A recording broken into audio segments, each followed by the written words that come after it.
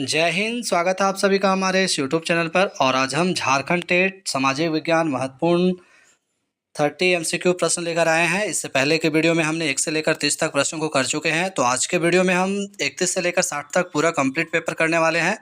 तो वीडियो को अंत तक देखें और जितना ज़्यादा हो सके लाइक सब्सक्राइब शेयर करना ना भूलें। तो चलिए वीडियो को शुरू करते हैं। और साथ ही आप लोग को बता देना चाहते हैं कि 6 to 8 सामाजिक यानी कि सोशल साइंस वालों के लिए है।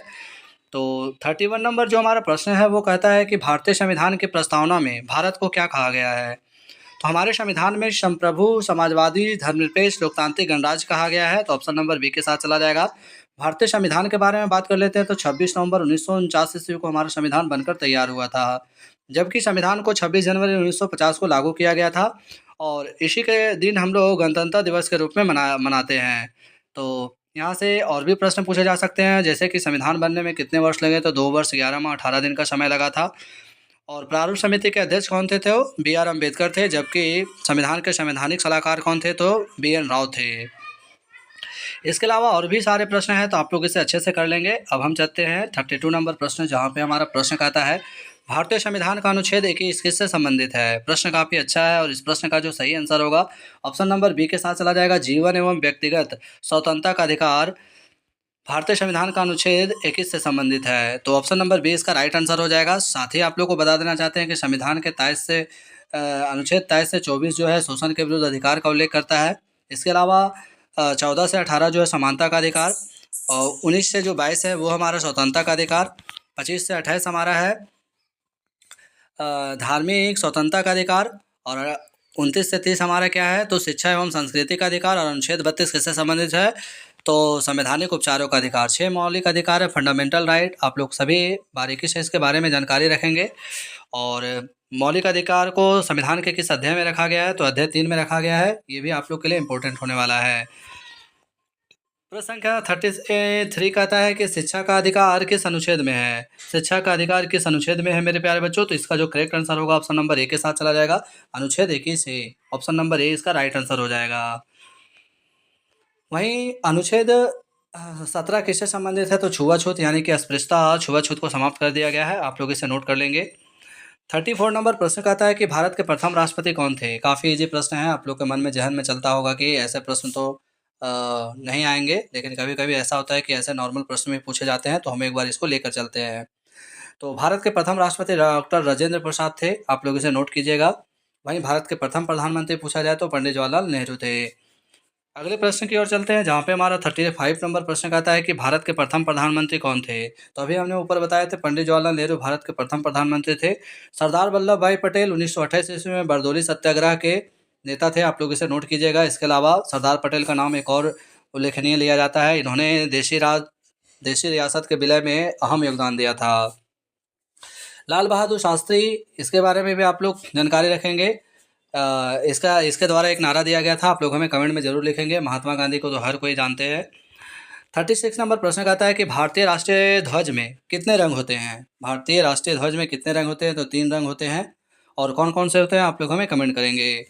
वहीं भारतीय राष्ट्रीय कांग्रेस की स्थापना कब की गई थी? तो 1885 में की गई थी। और इसके प्रथम अध्यक्ष कौन थे? तो डब्ल्यू बनर्जी थे, यानी कि बेमूस चंद बनर्जी थे। आप लोग इसे नोट कीजिएगा। 37 नंबर प्रश्न कहता है मेरे प्यारे बच्चों कि अशोक चक्र में कितनी तिलियां होती है। तो अशोक चक्र में 24 तिलियां होती है, जो कि ऑप्शन नंबर सी के साथ चला जाएगा। सी इसका राइट आंसर हो जाएगा। अगले प्रश्न की ओर चलते हैं, जहाँ पे हमारा 38 नंबर प्रश्न कहता है कि भारत की सबसे लंबी पर्वतमाला कौन सी है। तो भारत की सबसे लंबी पर्वतमाला जो है हमारा हिमालय है। ऑप्शन नंबर बी के साथ चला जाएगा। इसके अलावा सबसे ऊंची चोटी कौन सी है? तो माउंट एवरेस्ट की है, जिसकी ऊंचाई कितनी है? तो 88 है। आप लोग इसे नोट कर लेंगे।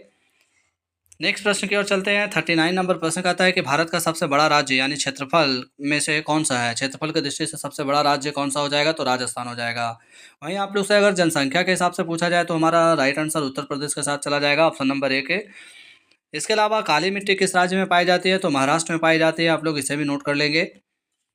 40 नंबर प्रश्न कहता है भारत का सबसे अधिक जनसंख्या वाला राज्य कौन सा है। तो अभी हमने ऊपर बता दिए थे, उत्तर प्रदेश हमारा हो जाएगा इसका राइट आंसर।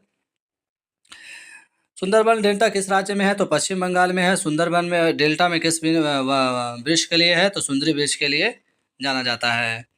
41 कहता है कि झारखंड का राजकीय वृक्ष कौन सा है। तो झारखंड का जो राजकीय वृक्ष है साल है। अगले प्रश्न की ओर चलते हैं। झारखंड का राजकीय पशु पूछा जा रहा है। आप लोग देख सकते हैं कि झारखंड का राजकीय पशु कौन सा है, तो वो हाथी है। इससे पहले के वीडियो में हम आप लोग को कमेंट में बताने के लिए बोले थे, लेकिन आप लोग जवाब नहीं दिए, जिसके कारण से हम ये प्रश्न आप लोग के लिए लेकर आए हैं। 43 कहता है कि झारखंड की प्रमुख जनजाति कौन सी है। काफ़ी इंपॉर्टेंट प्रश्न है। तो झारखंड की प्रमुख जनजाति जो है संथाल है, ऑप्शन नंबर 1 के साथ चला जाएगा।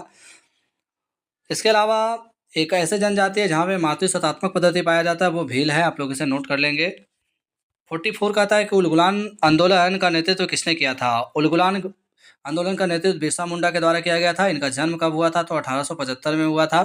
इनका मृत्यु कब हुआ, तो 1900 ईस्वी में हुआ था। इंपॉर्टेंट पॉइंट है, आप लोग इसे नोट कर लेंगे। सिंधु कांदू किससे थे, संथाल विद्रोह के नेता थे। संथाल विद्रोह कब हुआ था, तो 1855-56 में हुआ था। आप लोग इसे नोट कर लेंगे। और जहाँ तक हो सके वीडियो को लाइक सब्सक्राइब शेयर करना ना भूलें। संथाल विद्रोह कब हुआ है या फिर कब हुआ था, तो 1855-56 में। अभी यहाँ पे दे रही है, ऑप्शन नंबर ए इसका राइट आंसर हो जाएगा।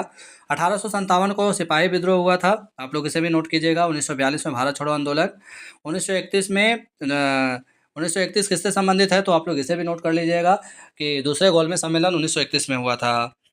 46 नंबर प्रश्न कहता है कि हड़प्पा सभ्यता किस युग की सभ्यता थी। तो हड़प्पा सभ्यता जो थी कांस्य युग सभ्यता थी। ऑप्शन नंबर बी के साथ चला जाएगा। हड़प्पावासी तांबा और टीन मिलाकर कांसा बनाने की विधि जानते थे और एक नगरीय सभ्यता विकसित कर ली थी।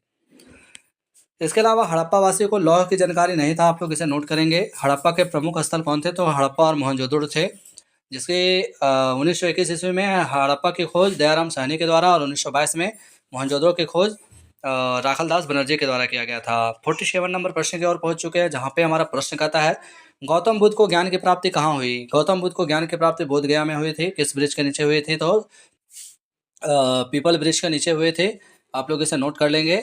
और साथ ही बुद्ध ने पहला प्रवचन कहाँ दिया था, तो सारनाथ में दिया था। कहाँ पे, सारनाथ में दिया था। ये भी इंपॉर्टेंट होने वाला है। इसके अलावा मेरे प्यारे बच्चों लुम्बिनी उसका क्या है, तो जन्म स्थान है। आप लोग इसे नोट करना ना भूलेंगे। इसके अलावा मेरे प्यारे बच्चों गौतम बुद्ध कितने वर्ष की उम्र में गृह त्याग किया था, तो 29 वर्ष की उम्र में गृह त्याग किया था। गौतम बुद्ध किस गण से थे, तो शाक्त गण से थे। आप लोग इसे भी नोट कर लेंगे। 48 नंबर प्रश्न कहता है कि महावीर स्वामी किस धर्म के प्रवर्तक थे। तो महावीर स्वामी जो थे जैन धर्म के प्रवर्तक थे। ऑप्शन नंबर बी के साथ चला जाएगा। जैन धर्म के संस्थापक कौन थे, तो ऋषभ देव थे। वहीं बौद्ध धर्म का संस्थापक गौतम बुद्ध थे और इनका जन्म कब हुआ था, तो 563 में। वहीं जैन धर्म के अंतिम तीर्थकर कौन थे, तो अंतिम तीर्थकर महावीर स्वामी थे, 24वें तीर्थकर के रूप में।